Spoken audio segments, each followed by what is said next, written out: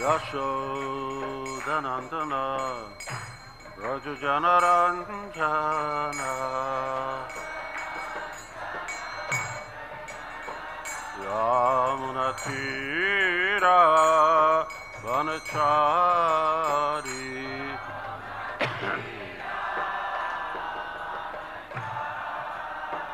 Yamunatira Vanachari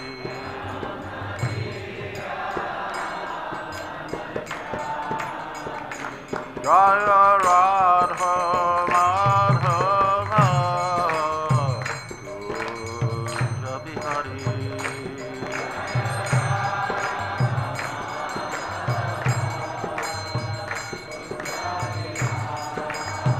Jaya Radha Madhava Kunja Bihari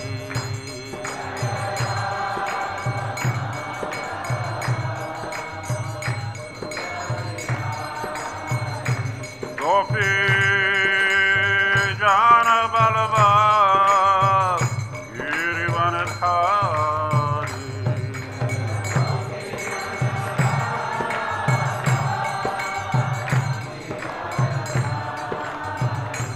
Gopi Jana Balava Girivanatari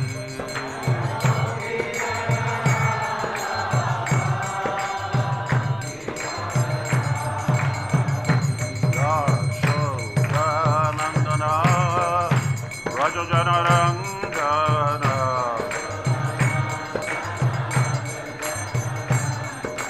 Yashodanandana Rajajanarangana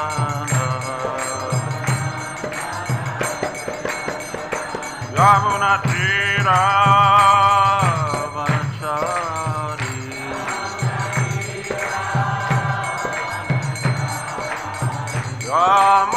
Yamunatira Vanachari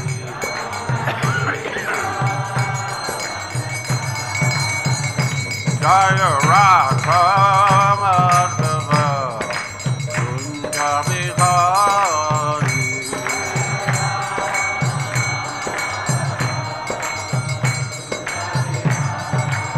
Jaya Radha Madhava Kunja Bihari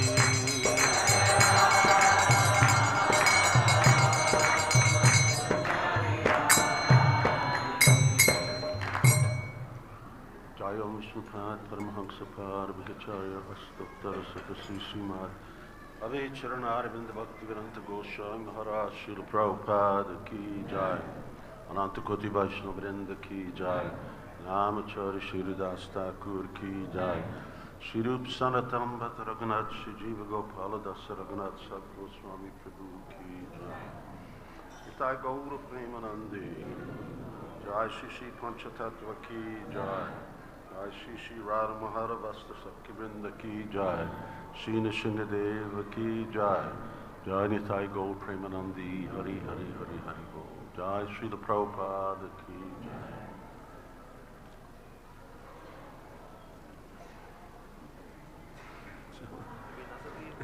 It's okay. There's so many things on my ears. It's a good thing they're as big as they are. Om Namo Bhagavate Vasudevaya. Om Namo Bhagavate Vasudevaya. Om Namo Bhagavate Vasudevaya.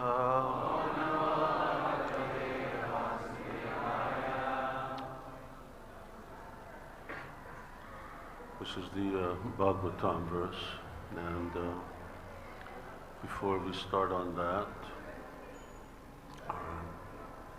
today is day or festival of Uddhava Shasti, and for devotees who are familiar with United Kingdom, London, and so on, they know that this is the day that Radharanda and Ishvara were installed in 1969. 54 years, long time ago. Who knows the story of their installation? That's all. Hare Krishna. Then I'll tell it briefly, and so I still have time for a bit of class.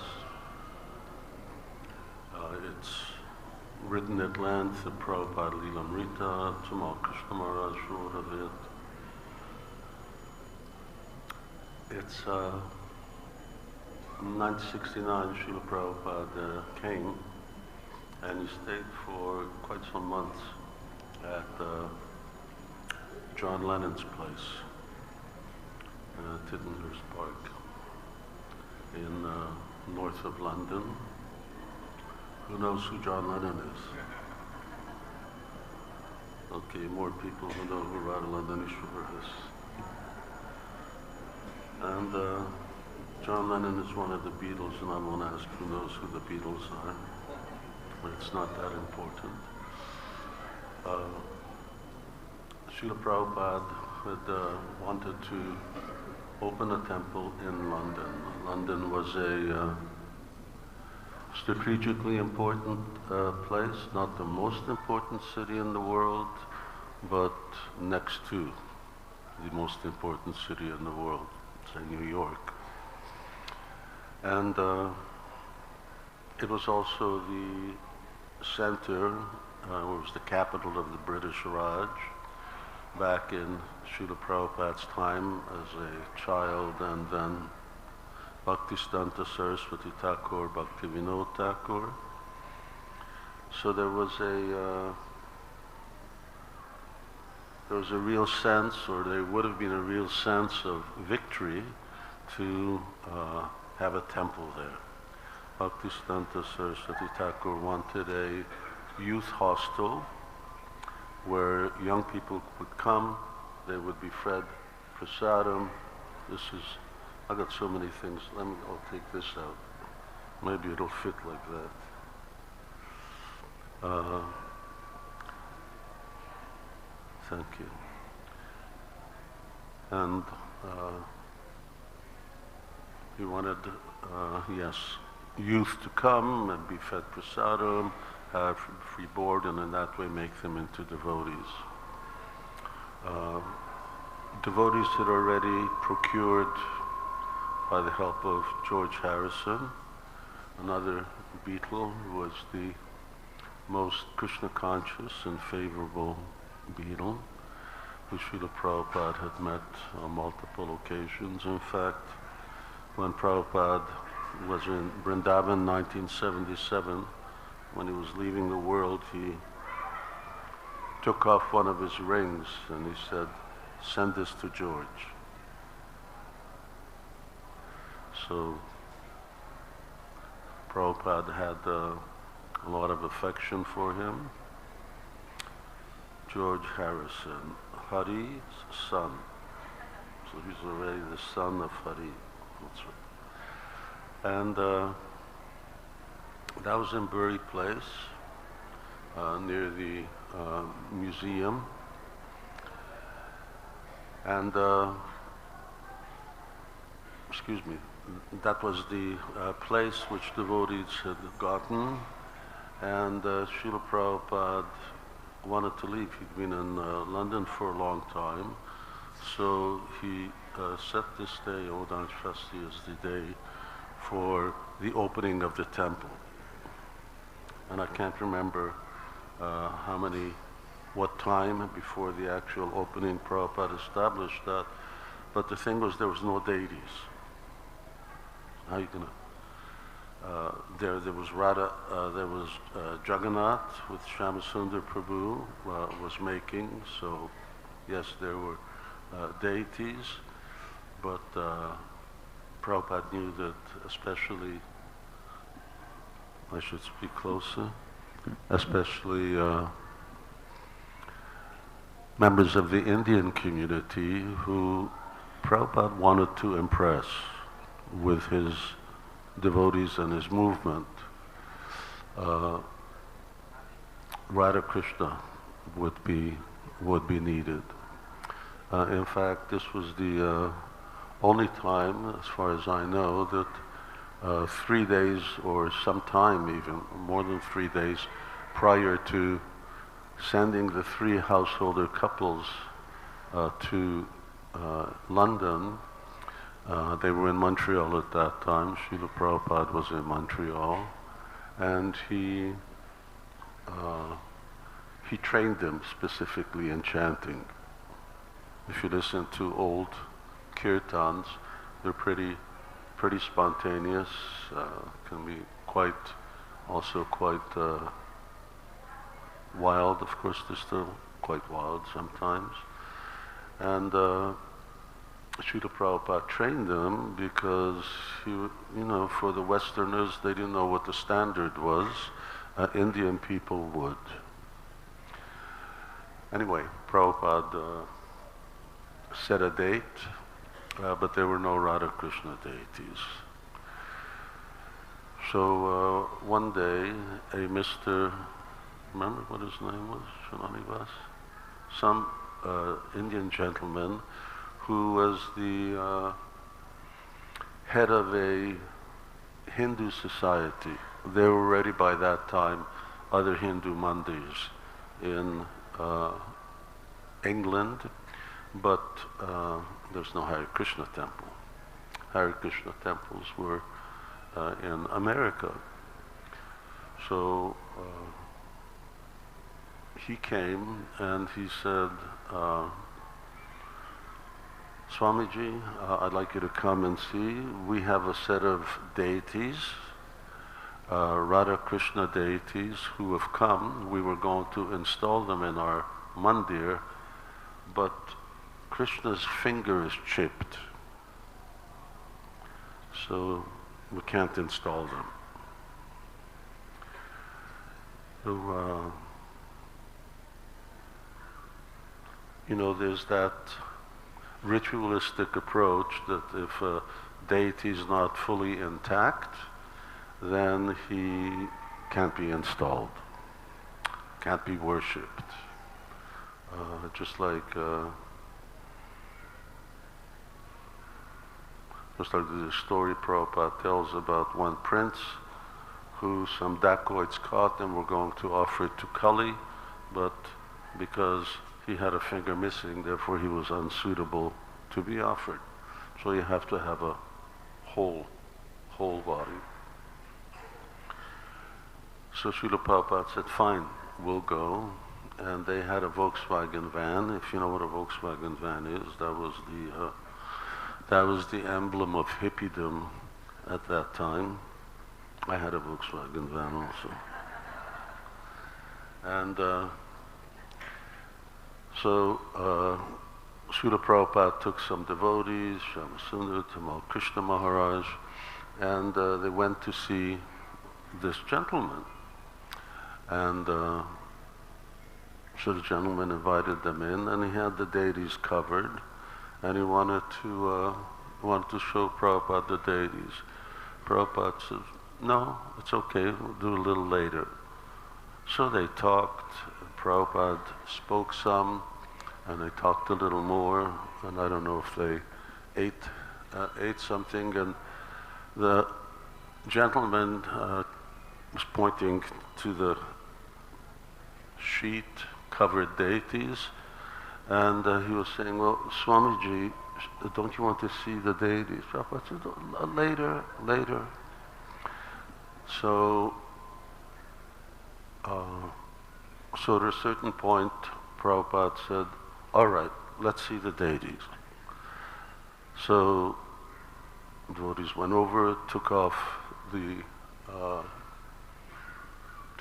sheet, and Prabhupada just looked, and he told Tamal Krishna Maharaj, and I think Shyamsundar, go see if you can lift them up. And they did what Prabhupada said. They didn't know what was going on, but they lifted him up, said, yeah, Prabhupada, no problem. So Prabhupada just turned to the gentleman and he said, all right, we'll take him. And Prabhupada walked out of the house, and the gentleman was just chasing behind the devotees. They're there carrying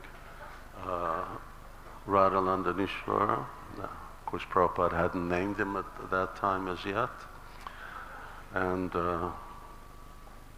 he was protesting, no, Swamiji, we'll send them to you, and this and that. And Prabhupada just went. He didn't talk. He didn't reassure the person. He didn't give him anything. He just said, got in the car, thank you very much, and he just told the devotee, just drive. And the man was just left standing on the curb. His family, literally, Prabhupada had kidnapped Radha Krishna. And I don't know if that gentleman ever came back, but I'm sure he received an invitation. So they drove a little ways, and then Prabhupada said, now stop. So he turned around, and then he started offering prayers, Govindam Adi Purusham. And he took them to the temple, and Jamuna Devi said, all right, now you have to make outfits. I don't know, it's a few days before the opening. And so they worked as usual. We used to work at that time 24 hours a day. So Prabhupada was coming to a temple, then for about 3 days before that we didn't sleep. So we just up non-stop, just cleaning, painting, building, doing whatever was needed. And then on this day, 1969, Odan Shasti, that installation of Radhalandanishwara took place. Now just to give you an idea of how fast things get lost over 54 years, Prabhupada said that the installation of Radhalandanishwara should be worshipped, there should be a festival throughout all of ISKCON for one whole week.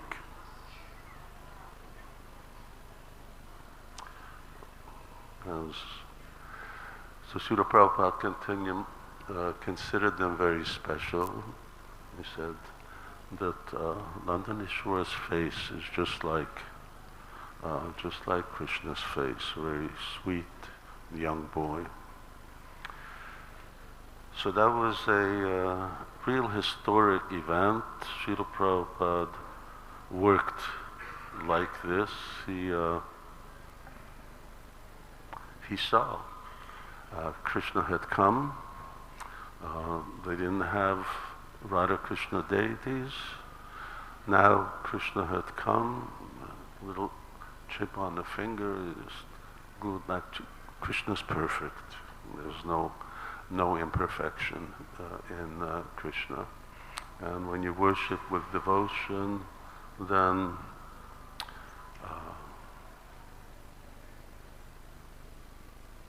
carry what they lack and keep Yogakshema Bahamiham. We're not translating. Oh, no. Okay. Yogakshema Bahamiham. And to this day, they're there. Very, very central location. Soho Street. Of course, they were moved from Bury Place. I purchased a building in Soho Street, and that building is still there.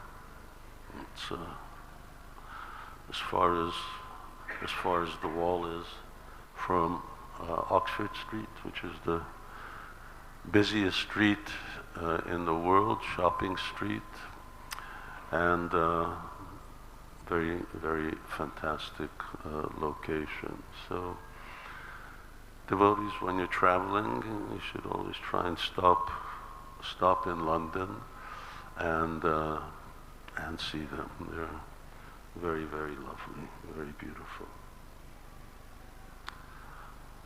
Jai Shri Shri Radhanandanishvara ki Jai. And of course he named them Radha Landanishvara. They are the controllers of London.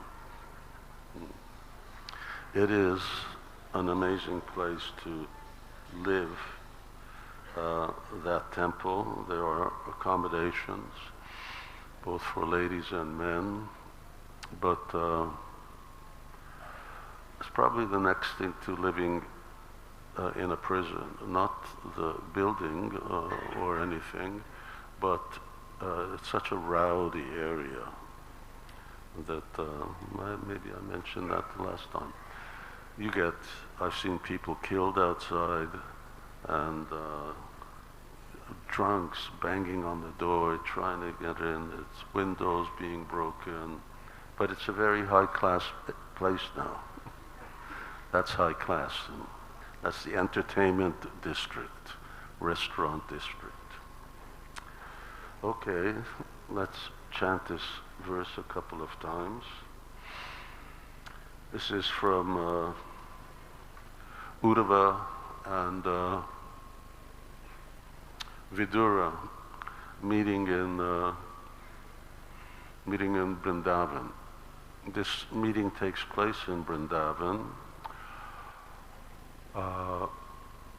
Vidura is also going north, and Uddhava is also going north. Krishna had told Uddhava to go to Badrika Ashram, and he told him to preach to the residents of Badrika Ashram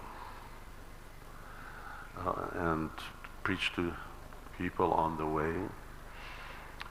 Specifically, you'll find those teachings that he wanted to pass on in the 11th canto of Srimad Bhagavatam. Very, very wonderful, very extensive. I think if you look, you'll see that Uddhava is mentioned in 3rd canto, 10th canto, 11th canto.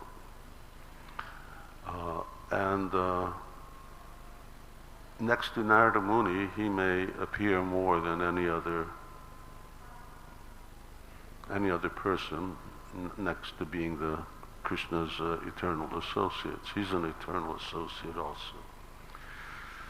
So, and he's a very important person in our Krishna consciousness, and I'll try to mention that. So we'll go on over here. We got 35 minutes. Pulakodbhinna-sarvāṅgo muñcan mīlad-dṛśā śucaḥ pūrṇārtho lakṣitas tena sneha-prasara-samplutaḥ.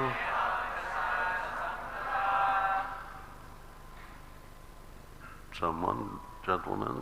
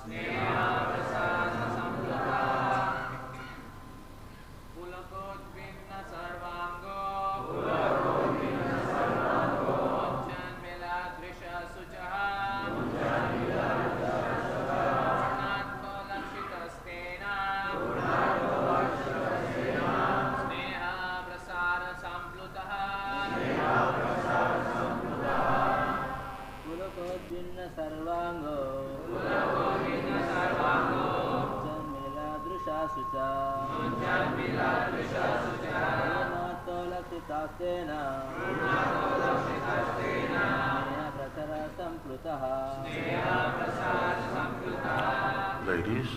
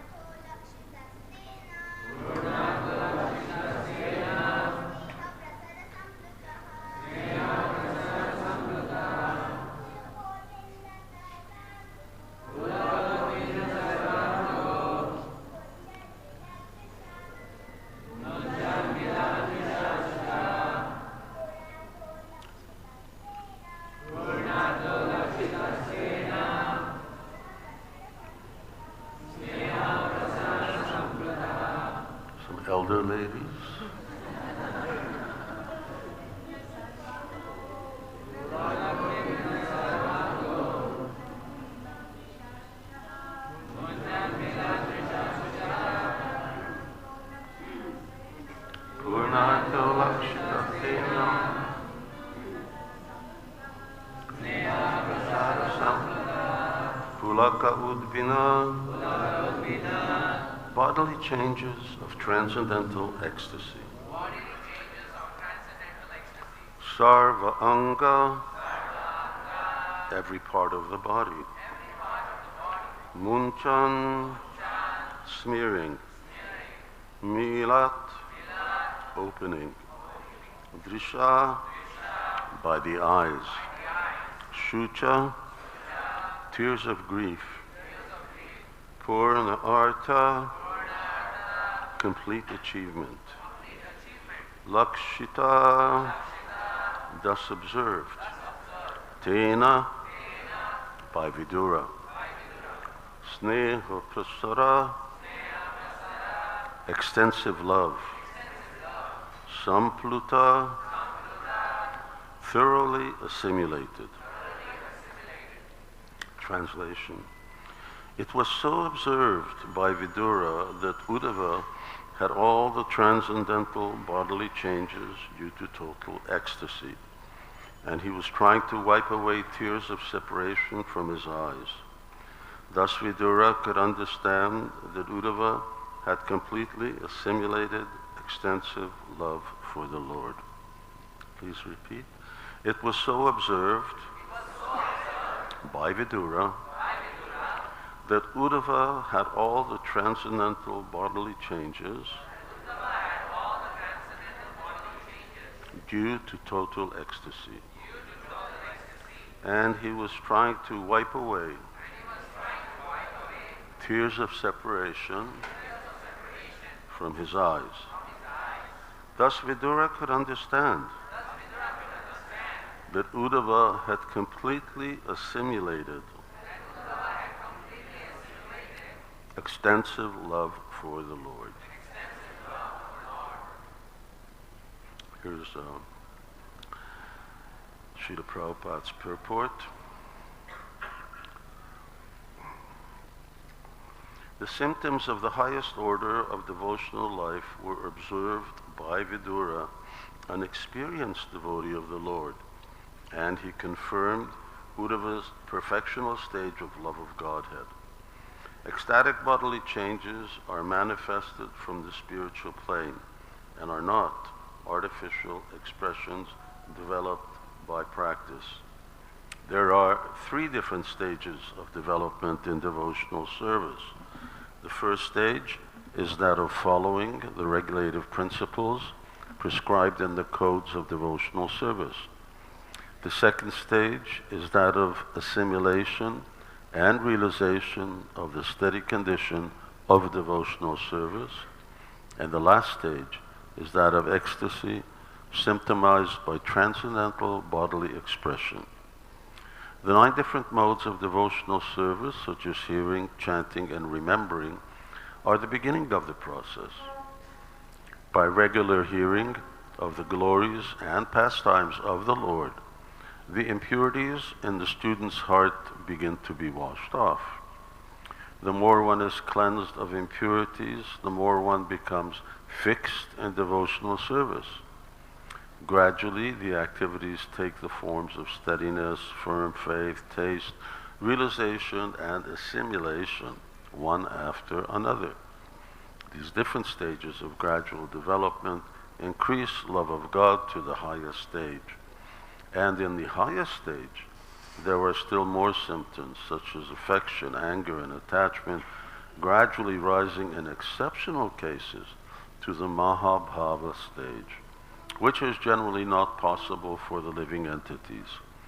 All these were manifested by Lord Śrī Caitanya Mahāprabhu, the personification of love of God.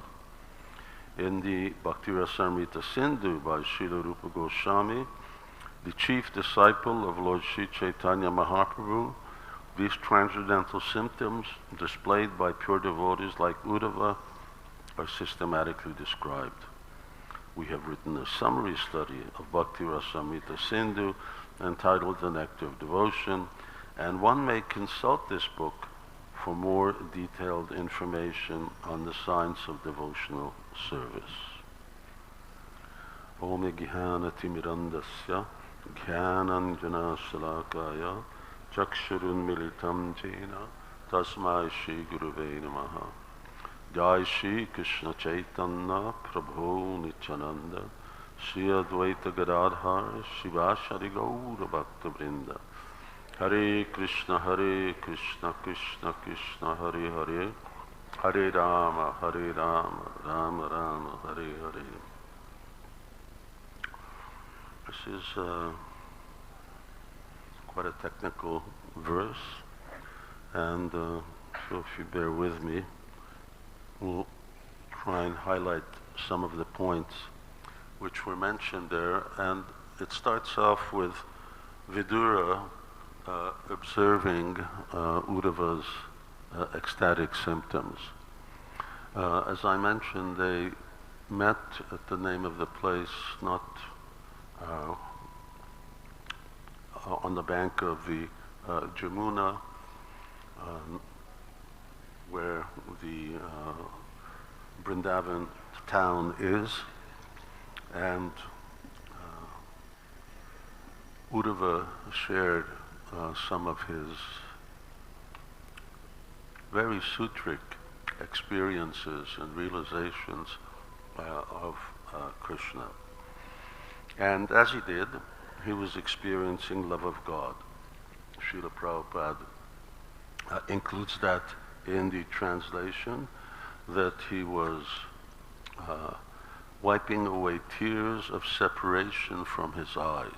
It's not in the Sanskrit, but it's quite obvious that this is what Uddhava is experiencing.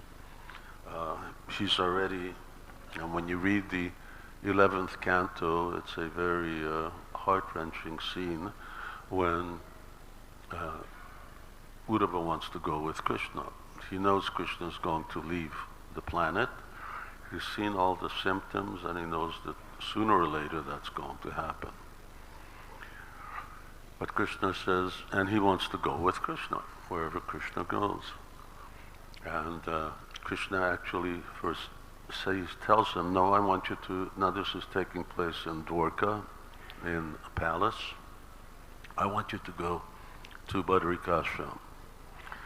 So then, of course, the whole event in Prabhas Kshetra takes place. In the meantime, Uddhava starts on his journey, but then he comes back.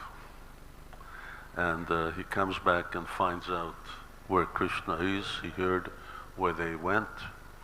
And, well, there's a picture right there behind Panchatattva about Krishna in a four-armed form, and Maitreya and Uddhava are there. And Krishna again instructs Uddhava, and then again tells him, I told you to go, now you should go there.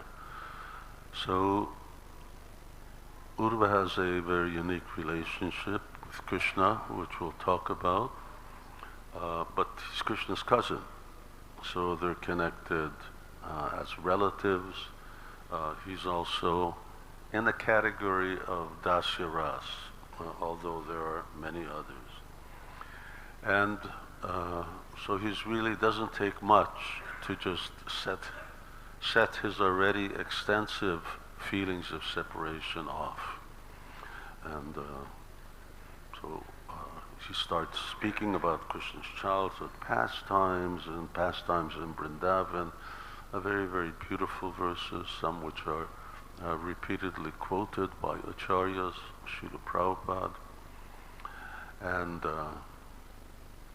every time he says, they act like a Udipan, as an inspiration, and he tries to check his ecstatic symptoms. And now the point here is that Vidura was able to discern them. Srila Prabhupada said Vidura was an experienced devotee. So experience means that he was spiritually experienced. He himself had experience of phase of love of Godhead, very much in the servant category. And Srila Prabhupada often quotes this verse, which is sort of his version. Vaishnavriya Kriya Mudra Vigyana Chaitanya Mahāprabhu said this, that it's very difficult to discern the nature of a Vaishnava. Now here, when the word Vaishnava it's being used for prema bhaktas. It's not for everybody. So Srivas Thakur, he was the one who said even if Lord Nityananda walks into a brothel or an alcohol shop, I guess they must have had alcohol shops in India at that time as well, then still my faith wouldn't flinch 1 inch. So that doesn't mean we should go into brothels and alcohol shops, because if Lord Nityananda's going in there, then that's for his own purposes, sometimes very difficult to fathom. So Rupa Goswami actually also says this in Bhakti Rasamrita Sindhu. He says that even a most learned scholar cannot understand the activities and symptoms of an exalted personality in whose heart love of Godhead has awakened. And Lord Chaitanya quotes this verse. Here this idea of a learned scholar, well, obviously mundane scholars, those who are not experienced with devotional service, who are either not very learned in the science of bhakti, bhakti ras, bhakti tattva, and who themselves have not really experienced bhava bhakti, prema bhakti. It becomes very difficult to see what is the characteristic or why a pure devotee acts the way he does. Here the word mudra. Mudra means when you do mudras, but it means behavior, how someone is behaving. So, and that's brought up, the word behavior is very suitable because sometimes behavior may be very questionable. So there was also one relative of Chaitanya Mahaprabhu, Kalidas. Who was the one who used to throw dice? Kalidas? Yeah. Anyhow, and Prabhupada points out that he was a mahā-bhāva, so, maybe he could do that, but you can't do that. Or we have the example of Vamsidas Babaji, who sometimes would take his Gaur-Nitai deity under his arm and say, all right, we're all going for a swim, and he'd just go into the Ganga and bathe them. Well, not a good idea. I would imagine they were wooden deities at the time, that you take deities under your arm and go swimming with them in the Ganga.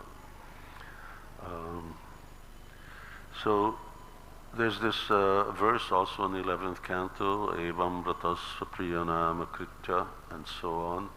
And there are certain different type of behavioral characteristics are described.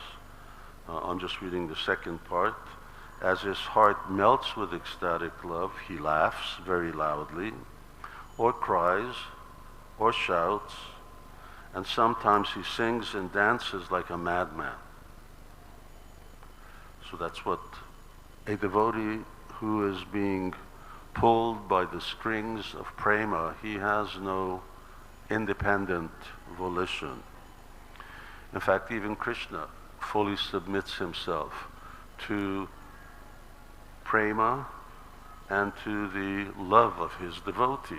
He gives up his independence, swarat. So he gives up his independence because he also is under his yogamaya.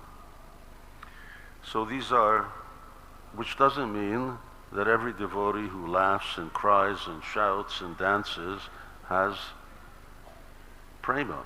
And that's the issue, is that this is a symptom of prema. Just like, for instance, I think runny nose and these things, these are also ecstatic symptoms. It doesn't mean everybody who's got a runny nose is experiencing ecstasy. So how to discern the two, and Srila Prabhupada's making reference to that in the purport, that this is not an artificial thing. You can't practice this. And unfortunately, there is a class of pseudo-Vaishnavas who know how to cry when they do, for instance, usually kirtan, so that they're experiencing bhava, they're in ecstasy. But anyone knows how to cry. I mean, babies are crying all the time. And actors are, they have to know how to just cry at will. So it's possible. It doesn't require any spiritual advancement, and you can't practice it. It doesn't come by practice. It will come when Shuddha-sattva Visheshatma, when that transcendental potency descends upon a devotee.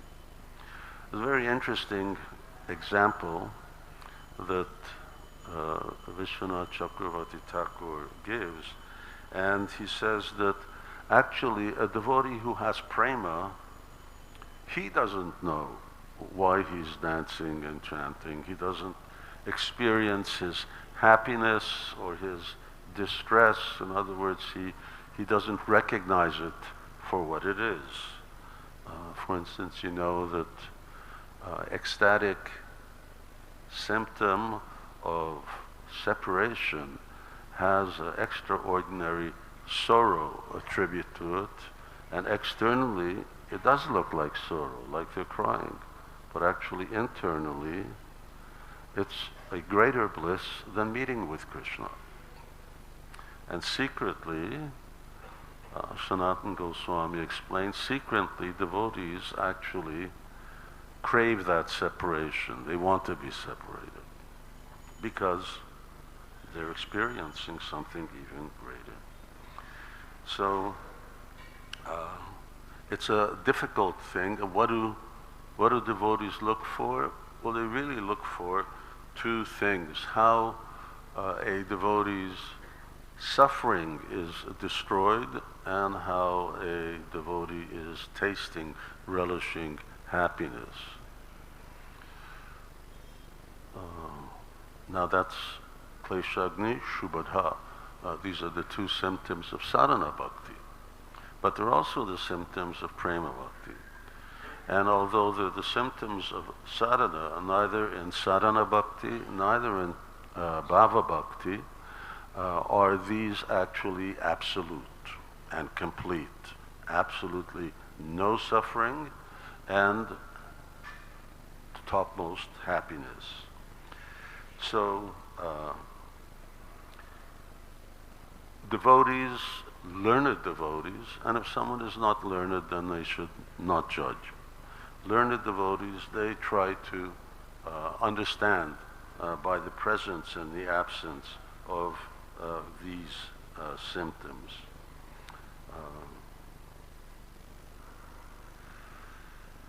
Aside from that, there's another thing that makes it very difficult to recognize the position of an advanced devotee, and that is that devotees are meant to be hiding their spiritual advancement, their spiritual development.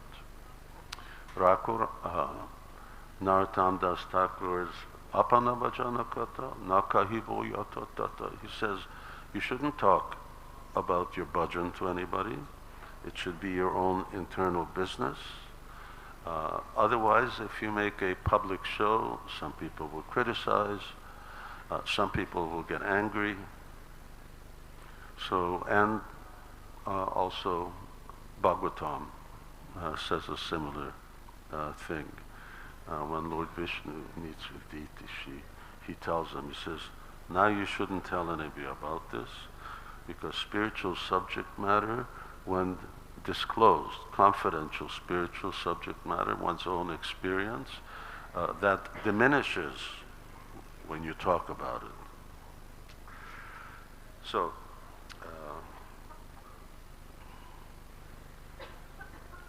however, Vidura was experienced enough, learned enough. After all, he was Yamaraj. So Yamaraj is what's called an ashrita bhakta. He's a devotee who is an empowered demigod who has a service to Krishna, and he's exceptionally also among demigods, very, very advanced. So what were the symptoms that he saw? Well, some here are mentioned, some are implied. He became stunned.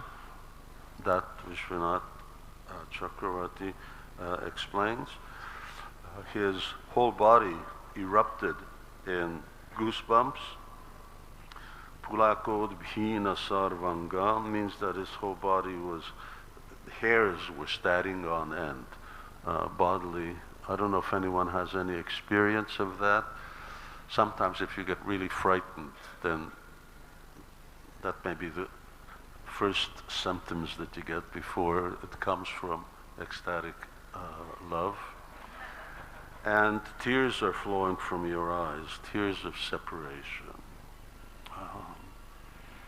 So here, by being stunned and so on, is indicating that this is actually beyond the stage of bhava. Bhava bhakti exhibits three symptoms.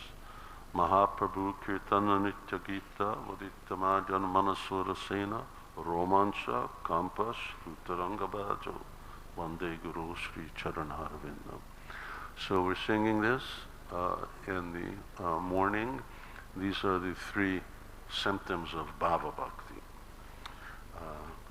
But by Uddhava's conduct, his tears, by his own knowledge, he could infer what it was that Srila Prabhupada, he would infer what it was that Uddhava was feeling.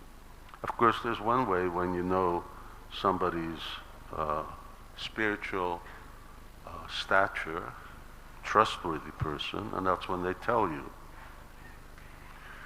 So there were very wonderful events, which I won't mention now, of when Srila Prabhupada actually revealed, number one, that Krishna sent him from the spiritual world to write his books, and so many other things. Chaitanya Charitamrita, Prabhupada says his father used to always pray to sadhus who came for lunch that let my son become a servant of Srimati Radharani, and Srila Prabhupada says, well, now I'm engaged in that service. So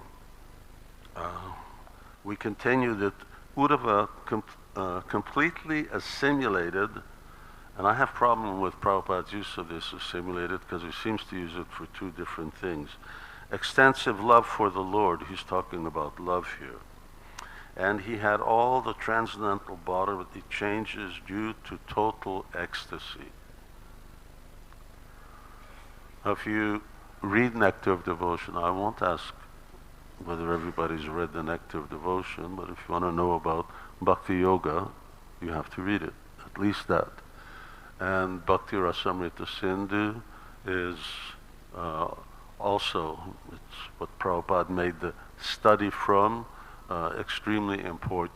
Now BBT is actually doing a publication, translation, commentary.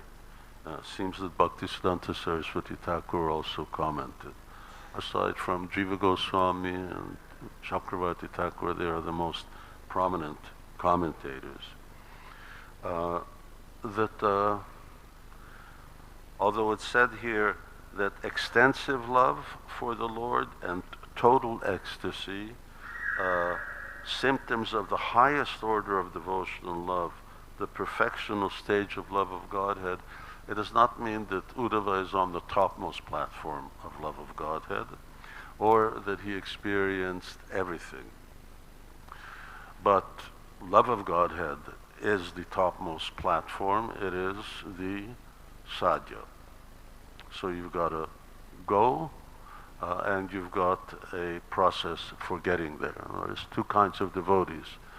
So you've got sadhakas and you've got siddhas. That's all. So prema is siddha. Even if one comes to the stage of ecstatic love of God, then it's still not siddha. That's why a bhava bhakta is also the topmost level of sadhaka. There's still a sadhaka. You've got the lowest level, which you could mark as being nishtha, or if you want to be very generous, it can be like bhajana kriya, but that is the topmost level. So this siddha is not such an easy thing. So Prabhupada's using this word in a very generic sense, that it's highest. It's highest because prema is highest. But if we get around to it, prema has various different stages, and there are devotees who have achieved that highest. Indra, he has a type of love for the Lord. This is the hierarchy that is the first volume of Brihad Bhagavatamrita. Indra, more advanced is Lord Brahma, more advanced is Lord Shiva, more advanced is Vaikuntha Pasis, especially Lakshmi Devi, more advanced is Prahlad Maharaj, more advanced is Hanuman, more advanced is Pandavas, amongst the Pandavas Yudhishthira Maharaj, more advanced are the Yadus, and amongst the Yadus Uddhava. And after Uddhava come the Brijabasis. So this is why Uddhava is a very important example for us, because we're here and we're also wanting to cultivate Raja Bhakti. So who did Krishna send to do that? He sent a devotee who was already on the highest platform of devotional service. Now Uddhava wasn't going to become a gopi or a cowherd boy, but Krishna wanted him to see what the highest is and to appreciate and understand. Uddhava is always Uddhava. He's not going to change. He's in the bhava of a servant. But nonetheless, Krishna wanted him to, and he came to Vrindavan, stayed in Vrindavan for some months, spoke about Krishna, and he observed. First thing he saw was Nanda Maharaj and Mother Yashoda, seeing their ecstatic symptoms. It's just like Narada Muni. We know that Narada Muni is the ultimate authority in devotional service. I mean, you can practically every chapter of the Bhagavatam he appears. And it's not just the Bhagavatam, the Puranas, he's everywhere. And nonetheless, Uddhava, although he understands and he knows the mood of the residents of Vrindavan, but he doesn't have it. He just shares it by association, but he is also in the mood of a servant. That's also his siddha. Well, we're not going to get as far as I plan to get here, but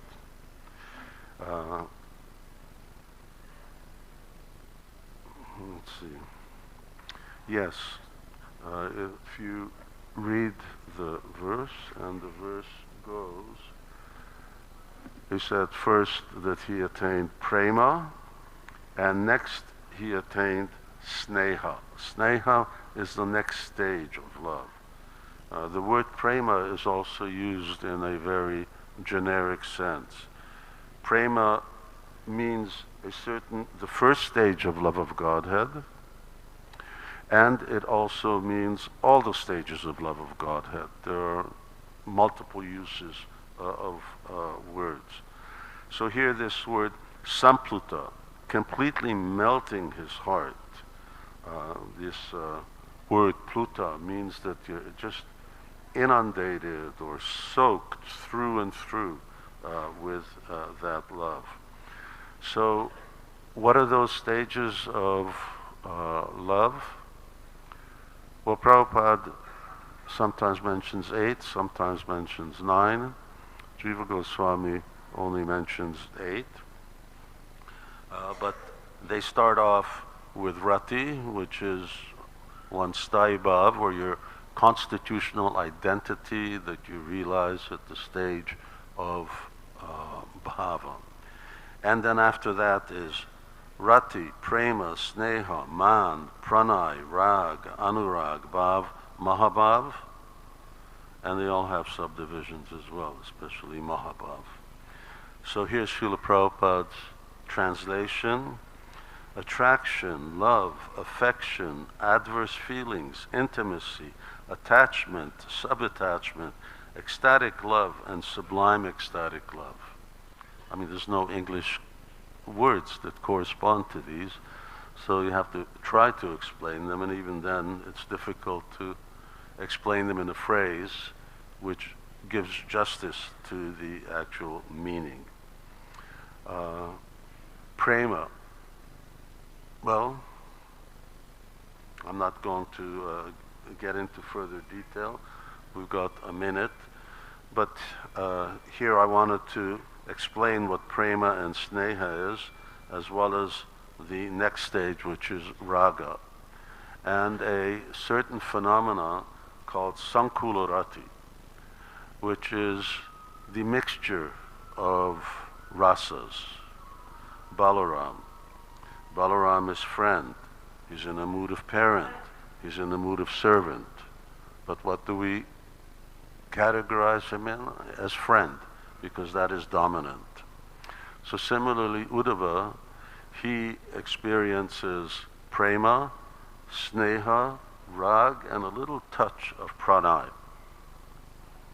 But still, because the relationship, and all of these signify different stages, because his relationship is a servant, primarily, then he's known to be in the servant stage. And I mentioned about Uddhava's rise. It's very interesting. One point, and I'll just make that, the last point is one very brave devotee asked Srila Prabhupada, Prabhupada, how long did it take you to attain the perfection you got? How long did it take you to become Krishna conscious? And Prabhupada said, well, about 20 years. So we see in the lives of Bhaktivinoda Thakur Acharyas that it seems like they also develop their Krishna consciousness and come to a stage. But it's a contrary phenomena. All right, a sadhana bhakta, a devotee who's just a practitioner, then we have to go through Shraddha, Sadhu, Sangha, Bhajana, Kriya, and so on. We practice sadhana. So Srila Prabhupada may have also chanted Hare Krishna. He may have also practiced sadhana, as well as other Nityasiddha devotees. May appear that Uddhava began when he was a little boy worshipping the deity, but they don't become Krishna conscious by sadhana. They're already Krishna conscious. So Chakravarti Thakur says that they become Krishna conscious by samskars. Samskar means by seeing Krishna, and just by hearing about Krishna, everything naturally comes. In other words, it's not developed because there's nothing to develop. It's there, but for the point of Krishna's Leela and setting them up as examples that everyone else can follow, therefore it appears externally that they're acting like that as sadhakas. I'm not going to hold on any further. There's still a lot more to analyze in this verse. It's a great science. The sadhana that we know takes a very small part of Bhakti Rasamrita Sindhu. Bhava Bhakti a little, but Prema Bhakti and Rasa, they very, very extensive science. And something about it we should know. You want to go somewhere, you want to know where you're going. And back to Godhead is a good signpost, but still, what's going on over there, and what do you feel, and how is that awakened? Anyway, thank you all very much for your patience, and Shri Pancha Tattva ki jai, Jai Shri Radha Madhav ki jai, Nishingadev Bhagavan ki jai, Jai Srila Prabhupada ki jai.